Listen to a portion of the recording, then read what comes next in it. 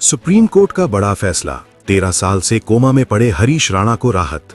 Supreme court ने आज एक ऐतिहासिक फैसला सुनाते हुए 32 साल के हरीश राणा को इच्छा मृत्यु की इजाजत दे दी। सर्वोच्च अदालत ने पहली बार इस तरह का फैसला दिया है।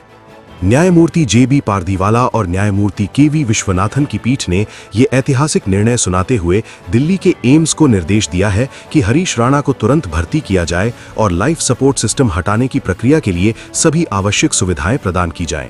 आपको बता दें कि हरीश राणा पिछले कई वर्षों से एक ऐसी स्थिति में थे जिसे चिकित्सा विज्ञान में परमानेंट वेजिटेटिव स्टेट कहा जाता है। राणा 13 साल से 100% विकलांगता और क्वाड्रिप्लीजिया से जूझ रहे थे। वे सांस लेने, भोजन करने और अपनी दैनिक देखभाल के लिए पूरी तरह से कृत्रिम चिकित्सा सहायता और मशीनी जीवन रक्षक प्रणाली पर निर्भर थे। डॉक्टरों की रिपोर्ट के अनुसार उनकी स्थिति में सुधार की कोई संभावना नहीं बची थी। देखिए, आज हरीश राणा के केस में लव, मेडिसिन और मर्सी के बीच में एक जो डायलेमा था उसको क्लियर कर दिया और राइट टू लाइफ के साथ राइट टू डाई का भी एक फ्लरिश कर दिया है, एक कॉन्सेप्ट पूरे देश के लिए। और हरीश राणा के माता पिता ने 13 साल उसकी सेवा की, लेकिन कोई रिकवरी नहीं थी फर्स्ट सेकंड बोर्ड की बाद भी।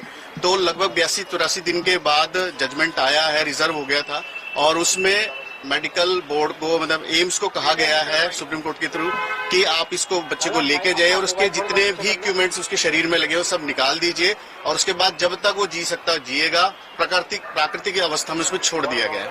और एक बहुत अच्छी नजीर पूरे देश के लिए बनाई गई कि पूरे देश में जितने भी गवर्नमेंट हॉस्पिटल हैं उन सबके सीएमओ को गाइडलाइन जारी कर दी गई है कि आप ऐसे पैलेटिव केयर के जो पेशेंट्स हैं उनका ध्यान रखेंगे। उनके केयर अगर नहीं हो पाती है, ढंग से वो रिकवर नहीं हो पाता, तो उसके लिए मेडिकल बोर्ड कॉन्स्टिट्यूट करेंगे और उसकी रिपोर्ट समय समय पर मंत्रालय को देते रहेंगे। और आज के केस में भी अगले 30 दिन का टाइम दिया गया है। पूरे देश में क्या इसके ऊपर काम हुआ है और क्या काम होना बाकी है वो सारा बताया जाएगा। और साथ ही यूनियन ऑफ इंडिया को भी ये रिक्वेस्ट की गई है कि इस मुद्दे पे कोई कानून बनाया जाए जिससे माता पिता को, ऐसे पेशेंट को कुछ रिलीफ मिल सके। पहली बार इम्प्लीमेंट हुआ अरुणा शान बाग में। इसके बारे में डिस्कशन हुआ था, लेकिन 2018 का कॉमन कॉज में बहुत सारी गाइडलाइन बनाई गई थी। तो एक तरह से ये आज पहली बार इम्प्लीमेंटेशन होगा कॉमन कॉज की गाइडलाइंस का 2018 की। और जैसा आपने शुरू किया था शेक्सपियर और हेनरी साहब से कि डू एंड डाई का जो डायलेमा होता है, क्या करे और क्या ना करे, लेकिन आज कोर्ट ने संविधान को, सारे चीजों को देखते हुए हरीश राणा को मुक्ति का एक मार्ग दिखा दिया। मनीष जी, से पहले भी 2 जजमेंट आए हैं यूथनेसिया को लेकर। आज का जो जजमेंट है किस तरह से अलग है और क्या क्लैरिटी कोर्ट ने दी है?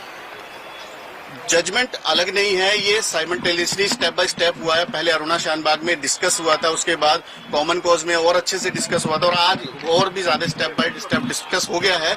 और ऐसे पेशेंट जिनकी रिकवरी का कोई स्कोप ना हो, उनको इतने लंबे टाइम तक नहीं रखा जाना चाहिए। उसके ऊपर मेडिकल बोर्ड बनना चाहिए, उसकी रिपोर्ट आनी चाहिए और अकॉर्डिंगली उस पे मेडिकल बोर्ड को, डॉक्टर्स को अपनी ओपिनियन देके उसके साथ न्याय करना चाहिए। सर, हरीश राणा की बता दीजिए कि क्या स्थिति थी, कैसे थे, कब से वो मामला क्या था पूरा? नॉर्मली 21 साल की एज में वो बीटेक पढ़ने के लिए पंजाब यूनिवर्सिटी गया था, चंडीगढ़ में था। वहां से 4th फ्लोर पे, फर्स्ट ईयर में ही 4th फ्लोर पे से वो गिरा दिया गया।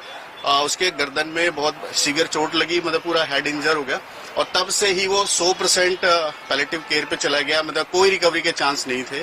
और 20 अगस्त 2013 की ये बात है और आज हम 2026 में खड़े हैं। 13 साल की लगातार मेहनत से सारी तरह की जितनी भी एडवांस चीजें अवेलेबल है मेडिकल साइंस की, सारी यूज की गई, लेकिन कोई भी रिलीफ नहीं मिला। तब हम सुप्रीम कोर्ट आए। इससे पहले हम हाई कोर्ट गए थे, हाई कोर्ट ने रिजेक्ट किया। उसके बाद सुप्रीम कोर्ट आया, उसके बाद भी सुप्रीम कोर्ट से भी एक रिलीफ मिली थी। अब 3rd स्टेप में हम एमए में आए थे, मिसलेनियस एप्लीकेशन लेके, और जिसे अलाउ कर दिया। क्या दिक्कतें आ रही थी परिवार को, उसके माँ बाप की क्या स्थिति थी, उनको क्या दिक्कतें आ रही थी? देखिए, सबसे ज्यादा होती है अपने बच्चों के लिए माँ बाप को कि उसकी केयर हो जाए। मेडिकली वो नहीं सेटल हो पा रहा था, ना ही रिकवरी हो रही थी। 13 साल से सिर्फ सेवा सेवा सेवा और कुछ भी नहीं, कोई सिंगल रिएक्शन नहीं। और एक माता पिता के लिए सामने उसका बच्चा जिंदा लाश बन के रहे, उससे बड़ी विपदा कुछ नहीं हो सकती एक माँ बाप के लिए। तो कोर्ट ने परिवार वालों की परिवार वालों की बहुत धैर्य की तारीफ करी, इतनी ज्यादा करी और बनता भी है। इतना सेवा आज के टाइम में, इतनी सेवा करना ये अपने आप में बहुत आउटस्टैंडिंग बात है। तो वो करी है, तो कोर्ट ने भी उसे अप्रिशिएट किया और पूरा देश अप्रिशिएट कर रहा है।